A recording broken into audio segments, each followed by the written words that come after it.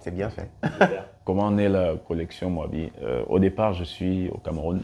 Je vis normalement. Je me dis que bon, je dois exercer un métier et dessiner pour mon plaisir parce que voilà. Et puis, un jour, alors je participe à un album collectif appelé Rio dos Camaros, dans lequel qui réunissait les travaux de quelques auteurs de BD camerounais, locaux et des diasporas. Et puis, il y avait Joël Épée Mandengue, auteur de BD également, qui a fait découvrir un peu l'album. Et c'est dedans que Vladimir Lenzi s'intéresse à ce que j'ai fait. Vladimir Lenzi, c'est un monsieur, il a travaillé à Média Participation, voilà, en tant que DG, directeur du contenu. Et à la retraite, il voulait lancer une collection de bandes dessinées qu'il pourrait éditer. Ouais, donc, quand il s'intéresse à mon travail, on rentre en contact et après quelques échanges par mail, bon, il y a une confiance qui se met en place. Et c'est ainsi qu'il décide de venir parce que sa cible était l'Afrique. Bon, le Cameroun, pour la petite histoire, n'en faisait pas partie parce qu'il ne connaissait pas le pays. Donc, après avoir découvert par Joël Épée Mandengue, bon, c'est Joël Ebongue, bon, épouse Épée, la collection, l'album Rio dos Camaros, bon, il s'intéresse à mon travail dedans et puis après quelques échanges, il décide, il me propose de venir au Cameroun 15 jours pour qu'on se rencontre et tout et tout. Ouais, donc du coup, lorsqu'il arrive, ça se passe bien et il me dit, bon, si le niveau n'est pas mal, mais si tu fais plus d'efforts, je ferai tout pour que les éditions Dupuis s'intéressent à notre projet. Voilà. Bon. Il m'a apporté du matériel, parce qu'il est aussi très très exigeant sur la qualité. Il m'a coaché et bon, au fur et à mesure, j'ai commencé à travailler et puis quelques temps après, les éditions Dupuis ont été intéressées. Ouais. Et comme ça les a motivés en fait. Du coup, ils ont lancé, je dessinais l'histoire que Vladimir, sous le pseudonyme de Sikanda, scénarise. Voilà, et les éditions Dupuis, ça les a motivés, ils ont décidé d'étendre le projet sur toute l'Afrique, créer une collection de webtoons qui contiendrait des histoires d'auteurs africains résidant sur place, racontant l'Afrique à leur sauce sans aucune influence. Voilà. Donc voilà, c'est ainsi que la collection Moabi est née et mes compagnons sont là, quoi. On a commencé sur Webtoon Factory. Les séries Moabi ont été une demi-douzaine, ont été publiées sur Webtoon Factory au départ. Puis Moabi, la plateforme Ono des éditions Dupuis a décidé d'intégrer la connexion Moabi à ses publications. Donc depuis quelques mois, les webtoons camerounais et africains sont plutôt disponibles sur Ono, mais toujours dans la collection Moabi. Jusqu'ici, je dessine l'histoire parce que c'est une série, ça s'appelle La Saga de Bala. Ça raconte l'histoire, ça se déroule vers la fin du XIIe siècle en Afrique. Ouais, c'est l'histoire d'un roi qui se fait tuer par son général, qui trouve qu'il est trop pacifiste. Voilà.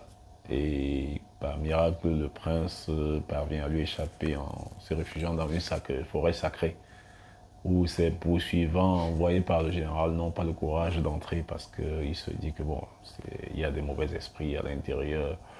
Donc l'enfant sera recueilli par un maître d'Ozo. Bon, les Dozo, c'est une confrérie de sages, des initiés qui vivent et protègent la nature. Ouais, il sera donc recueilli et rejoindra un camp de Dozo où il y a 4 autres jeunes qui sont initiés, parmi lesquels 2 princesses amazones. Voilà. C'est là-bas, il y a une quête initiatique qui va naître, de l'amitié qui va se créer, Ils vont ensemble protéger un être magique que le roi recherche pour accroître sa puissance. Parce que, voilà. Je suis Martin Ngola, auteur de bande dessinée, déjà 3 albums franco-belges. Avec Moabi, je travaille justement sur une série qui s'appelle Les Sapeurs de Yaoundé. Alors, Les Sapeurs de Yaoundé, c'est une histoire scénarisée par Christophe Ngaledimo, avec qui j'ai déjà fait 2 albums. L'histoire parle de 2 hommes, 2 sapeurs qui vivent leur vie de sapeurs au détriment de leur famille. Oui, ça veut dire qu'ils dépensent des sommes astronomiques pour s'acheter les derniers articles, oubliant que leur famille avait besoin du nécessaire. Heureusement, l'un des 2 a une femme très forte de caractère qui va faire à ce que certaines situations arrivent, des situations qui vont leur donner des leçons. Oui, ça fait qu'au cours de l'histoire, ils prendront conscience d'un certain nombre de choses. Et puis, l'histoire a beaucoup de rebondissements. Voilà. La suite, c'est super intéressant à la lecture. Donc, celui qui lira comprendra justement qu'est-ce qu'il aura à découvrir et tout. Donc, je suis Cédric Milo, je suis auteur de bande dessinée d'origine camerounaise. J'ai déjà une première parution, Android Night, qui est une bande dessinée coécrite avec le scénariste Darius Dada. Voilà. Et avec Moabi, je travaille sur un webtoon qui s'appelle Manindolo, je te amo. Donc, en français, ça veut dire Manindolo, je t'aime. Donc, c'est une histoire d'amour. Donc, le thème, le topic, en fait, c'est l'amour. Et ça parle de l'amour entre les générations. Donc, l'histoire, c'est quoi? C'est un père célibataire qui vit avec sa fille. Et son papa trouve l'amour. Il retrouve l'amour, on va dire. Parce que, voilà, il a perdu sa femme il y a longtemps. Et puis, il décide de reconstruire un peu sa vie amoureuse. Et donc, il trouve l'amour.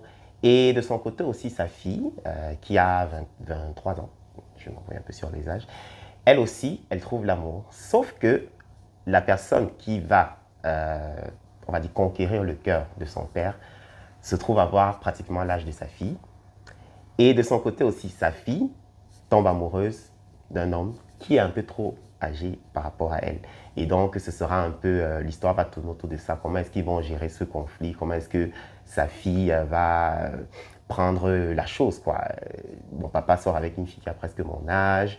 Moi aussi, de mon côté, voilà, j'éprouve une attraction pour une personne qui pourrait être, voilà, mon papa. Ou bien.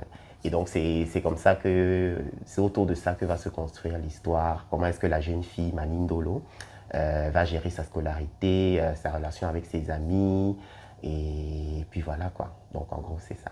Avec Dupuis, déjà, je découvre Dupuis dans le cadre du webtoon. Parce qu'avant Dupuis, je faisais uniquement de la bande dessinée traditionnelle, physique.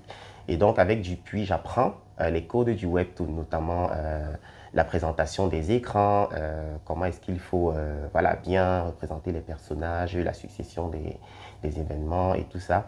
Donc, on va dire tout ce qui est technique en termes de webtoon, c'est avec Dupuis que je l'apprends, notamment avec Vladimir Lenzi qui nous avait donné des cours, voilà, des ateliers lorsqu'il était venu visiter le Cameroun il n'y a pas longtemps. Et donc, voilà. Et puis après, au niveau de, on va dire, du suivi, en quelque sorte, de mon projet, j'ai souvent effectivement des retours de mon éditeur, Benoît. Donc, Benoît Fripiat, qui est mon éditeur principal, qui effectivement me fait des retours sur, voilà, bon, à cet épisode, il faudrait plutôt que tel personnage fasse ci, tel personnage fasse ça. Maintenant, après, c'est pas des modifications, on va dire, obligatoires. C'est déjà, il me propose en fait de possibles orientations au niveau du scénario. Mais sinon, à côté de ça, j'ai une liberté dans l'écriture du scénario. Mais c'est toujours une collaboration. Je me fais toujours relire par mon éditeur qui valide avant que voilà, je ne propose l'épisode fini. Donc, il y a beaucoup de communication avec Dupuis. Déjà, au niveau de la compréhension, on va dire, du code partagé, j'ai eu on va dire, bon, je ne vais pas dire une chance, mais déjà au niveau du titre du webtoon que je propose, Manindolo, je te amo, vous voyez que la langue, c'est un jargon au Cameroun qui s'appelle le camfranglais. En fait, c'est l'association de l'anglais et du français, mais également de certains mots créés. Par exemple, yamo, c'est un jargon qui est créé au Cameroun. Et donc, ce choix, en fait, a été salué, a été validé par mon éditeur, justement. Maintenant, à côté de ça, étant donné que on va avoir un public plus étendu, tout le monde n'est pas forcément ancré dans le jargon camerounais, il y a la possibilité dans l'œuvre de pouvoir traduire, d'expliquer à celui qui ne partage pas forcément ce code, ce que telle ou telle expression signifie. Donc là, on est plus dans une optique de découverte. On va vraiment dans le fait de communiquer en utilisant un code local, mais en essayant de rester dans une compréhension globale pour que celui qui ne vit pas au Cameroun puisse au moins apprendre, savoir comment on parle chez nous, quoi. Pour le moment, moi, je fais partie on va dire, des tout nouveaux, les nouveaux-nés de l'équipe de Moabi. On va dire, mon projet est encore en démarrage parce que, bon, pour le moment, les retours que j'ai sont beaucoup plus des retours de l'équipe du Puy et notamment Ono, qui est la plateforme qui diffuse le webtoon. Donc, je n'ai pas encore, à l'heure actuelle, les chiffres de mon éditeur. Mais voilà, comme j'ai dit, je suis encore un embryon dans le projet. Mais d'après les retours de l'éditeur, qui sont assez positifs, je pense que